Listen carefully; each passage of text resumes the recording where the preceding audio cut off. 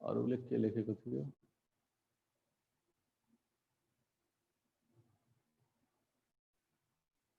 ल नीरज मण्डलको video clear छैन भने एकचोटि कट गरेर फेरि जोइन हुने। ल उपेन्द्रले सोधेको थियो यो जुन सेकेन्ड रियाक्सनमा मैले लेखेको छु glucose and fructose are converted into, उसको कथन थियो कि ग्लुकोज और फ्रुक्टोज लेखे हुन्छ कि हुँदैन, या ग्लुकोज या फ्रुक्टोज सेपरेटली युज गर्ने कि नगर्ने। यो के छ भने हामीले जब सुक्रोजलाई इन्भर्टेजको हिसाबले जब ब्रेकडाउन गर्छौं ग्लुकोज र फ्रुक्टोज एकै ठाउँमा हुन्छ। जब मलाई दुईटैलाई इथानोलमा कन्भर्ट गर्न सक्छु भने एक्स्ट्रा खर्च किन गर्ने, किन सेपरेट गरेर फेरि छुटा छुटे तोड्ने, डाइरेक्ट हामी त्यसलाई फर्मेन्टेसनमा गरिदिन्छौँ। त्यसैले एन्ड गरेको, किनभने हामी दुईटै गेन गरिराखेको छौँ नि, ग्लुकोज मात्रै या फ्रुक्टोज मात्रै गेन गरिराखेको छैन, त्यो त मिक्सचरमै रहन्छ।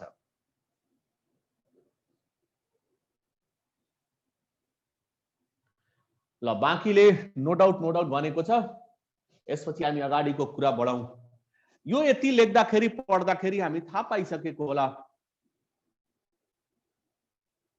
कि इथानोल कति लेन्दी प्रोसेस हुन्छ। पहिला पनि एक दुई पल्ट मैले भनेको हुनुपर्छ कि मोलिकुलर रियाक्सनहरू कतिपय यस्तो हुन्छ कि सालौं साल वर्षौं वर्ष लाग्छ। हामी टीएलसी डिस्कभरीहरूमा हेर्ने हो भने special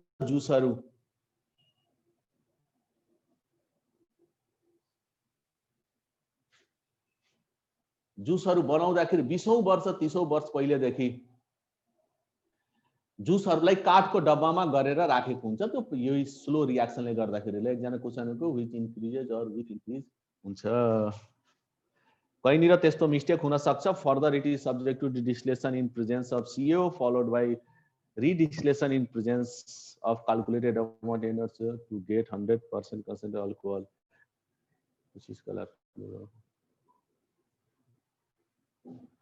It is subjected to fractional distillation. Which हुन्छ है, which हुन्छ।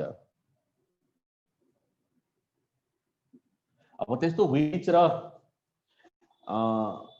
ए एन्ड वाला जुन छुटेको होला त्यो आफै पनि हामी अलि करेक्सन गर्ने। अब म लेख्ने क्रममा त्यस्तो मिस्टेक भएको, ठीक छ, त्यसको लागि। अब यसको अगाडिको कुरा यति गर्दाखेरि त हामी थाहा पायो कि लेन्दी प्रोसेस त छ। त्यही कारणले हामी त्यो चिनी बनाउने फ्याक्ट्रीको बाट क्रस गर्दाखेरि धेरै गनाइराखेको हुन्छ। फाइनली यो फर्मेन्टेसनहरू गराइसकेपछि जुन हामी वेस्ट गेन गर्छौं त्यो वेस्ट धेरै गनाउँछ। त्यो फ्याक्ट्रीबाट पास हुँदाखेरि त्यसको छेउबाट पास हुँदै गनाउनुको कारण त यो। तर यो जुन एब्सोल्युट अल्कोहल बनेको छ त्यो धेरै मिठो, हामीलाई इजिली लोभ्याउन सक्ने स्मेल भएको हुन्छ। स्वीट स्मेल, हामी फ्रुटको जस्तो, जस्तै पाकेको अम्बा छ भने हामी सुन्ने बित्तिकै खाउँ खाउँ खाउँ खाउँ जस्तो लाग्छ, त्यस्तै यो अल्कोहल हो। हाम्रो प्योर छ, शुद्ध छ भने बडा मजाको मिठो वासना आउँछ र हामीलाई खाउँ खाउँ जस्तो लाग्छ। त्यसैले यसको मिसयुजबाट, ड्रिंकिङ पर्पसबाट बचाउनको लागि मेहनतले पहिला त प्योर 100% कन्सन्ट्रेटेड अल्कोहल बनाइन्छ र मार्केटमा सप्लाई गर्नुभन्दा पहिला हाम्रो इन्डस्ट्रियल पर्पसले, ल्याबोरेटरी पर्पसले पठाउनु भन्दा पहिला, जस्तै हामी औषधि बनाइराखेको छ कफ सिरपमा, मलाई लाग्छ म्याक्सिमम धेरै छ भने 2% सम्म मात्रै यो अल्कोहल हुन्छ। त्यो बेला त प्योर शुद्ध नै अल्कोहल युज गर्छ। तर मार्केटमा ल्याबोरेटरी पर्पस, इन्डस्ट्रियल पर्पसको लागि युज गर्दाखेरि त्यो बेला हामी यो सप्लाई गर्ने बेलामा के गरेको हुन्छ भने यसमा केही इम्प्युरिटीहरू, पोइजनस सब्स्टेन्सहरू एड गरिदिएको हुन्छ। जस्तै पाइरिडिन भन्ने, कपर सल्फेट भन्ने कम्पाउन्ड्सहरू एड गरिदिन्छ, जसले यसको स्मेललाई, यसको टेस्टलाई बिगाडिदिन्छ। हाम्रो पाइरिडिन एड गरिदियो भने फाउल स्मेल हामी भन्छौं, यो कुखुराको टोयलेट जस्तो गनाउने स्मेल गरिदिन्छ, जसले यसको ओरिजिनल जुन स्वीट स्मेल छ त्यसलाई खराब पार्दिन्छ। कपर सल्फेट गरिदियो भने यसमा स्लाइट ब्लुइश कलर एड गरिदिन्छ।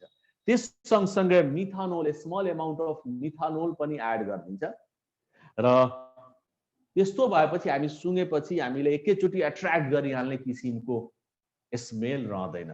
अब यो प्रोसेसलाई भनिन्छ डिनेचुरेसन अफ अल्कोहल। हाम्रो जुन उसको ओरिजिनल प्रोपर्टी हो त्यसबाट हामी त्यसलाई डाइभर्ट गरिदिराखेको छ, त्यसैले त्यसलाई भन्छ डिनेचुरेसन अफ अल्कोहल। अब कतिको मनमा लाग्ला कि त्यो नगरेर पठाए के हुन्छ, नगरेर पठायो भने मलाई लाग्छ यो बेच्नेले नै खाँदै र पानी हाल्दै गर्छ। ठाकुराममा हामी पढ्ने बेलामा सरहरूले सुनाउनु हुन्थ्यो, त्यसमा जुन अल्कोहल हुन्छ अब ल्याब बोयहरू, पिउनहरूले के गर्छ भने खाइदिन्छ र त्यसमा पानी हालिदिएको हुन्छ। त्यो पानी जस्तै छ, चिन्दै चिन्दैन, जब काम गरिन्छ त्यसले वर्क नै प्रोपरली दिइराखेको हुँदैन। त्यही त्यस्तो मिस्टेक नहोस् भने भेरी स्मल एमाउन्ट हाम्रो यसमा इम्प्युरिटीहरू एड गरेको हुन्छ र यो एडिङ गर्ने प्रोसेसलाई हामी भन्छौँ डिनेचुरेसन अफ अल्कोहल।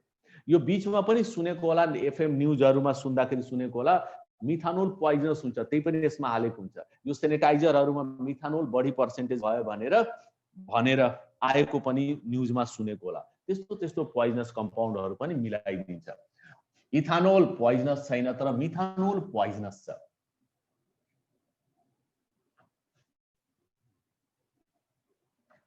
यो पनि यहाँ लेखिदिएको छु, तिमीहरु पढ्दै गर, अलि टाइमहरु भ्याउँछ कि भ्याउँदैन भ्याइहाल्छ।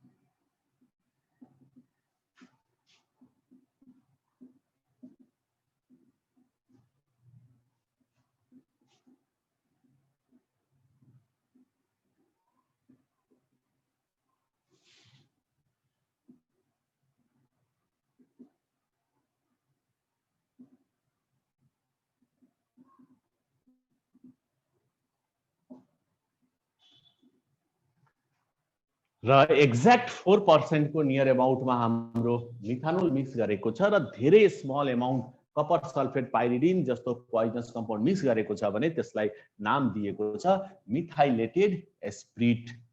ल यसको पनि स्क्रिनशट लियाला।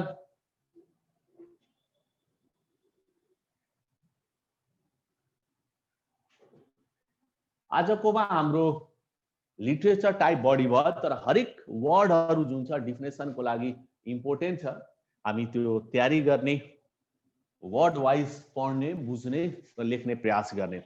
ल आज यतिकै, अब स्टार्चबाट जुन छ हामी भोलि गर्ने, आज हतार भइहाल्छ नत्र भने। अब यहाँसम्ममा अझै पनि कसैलाई के छ भने सोधिहाल, हामीसँग 3 मिनेट जति टाइम पनि छ।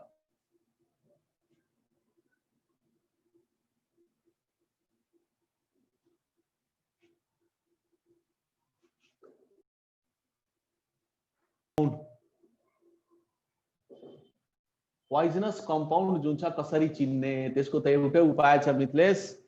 पोइजनस कम्पाउन्ड चिन्नको लागि खाएर आफ्नो जान गुमाउने, आफूलाई हार्म गर्ने अनि थाहा पाइन्छ।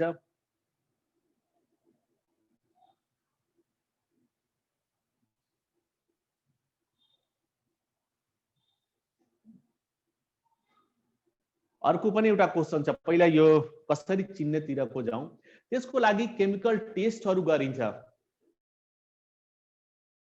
माथि गरिन्छ या बाइ सडन कुनै एक्सिडेन्टमा कोही मरिहाल्यो भने कुन कुन केमिकल थियो त्यसमा, जसले गर्दाखेरि त्यो मान्छेको डेथ भयो या कुनै बिमारी भयो भन्ने कुरा त थाहा पाएपछि फेरि त्यसको रिसर्च गरिन्छ एनिमलहरुमाथि। जस्तै अहिले त कोरोनाको टाइममा के कसरी टेस्ट गरिन्छ सबले थाहा पाइसकेको होला। अब यो अर्को थियो तिम्रो नाम त म बिर्सिहालेँ, खाली क्वेसन पढेको थिएँ। 4% क्वेसन के थियो भने 4% मिथानोल र स्मल एमाउन्ट इम्प्युरिटी मिलाउनु नै छ भने 100% प्योर किन गर्ने? अब यसको कारण के हो भन्दाखेरि पहिलाको इम्प्युरिटी र यो इम्प्युरिटीमा फरक छ। उसले यो क्याल्कुलेटेड एमाउन्टमा नोइङली राखेको छ, क्याल्कुलेटेड एमाउन्टमा नोइङली राखेको छ। पहिला त हाम्रो फर्मेन्टेसन प्रोसेसमा आएको अननेसेसरी एक्स्ट्रा इम्प्युरिटीहरू थियो, यसको केही पर्पसले राखेको छ।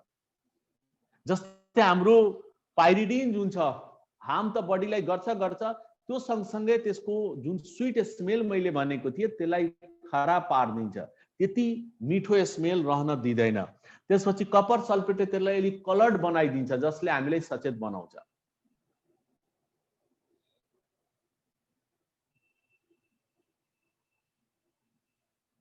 हो, मार्केटमा पाउने अल्कोहलमा पोइजनस यो मार्केटमा सप्लाई गर्ने अल्कोहल नै हो, त्यसैले हामी खानु हुँदैन। ल भयो, अब तिमीहरूको अननेसेसरी क्वेसन आउन थाल्यो। हाम्रो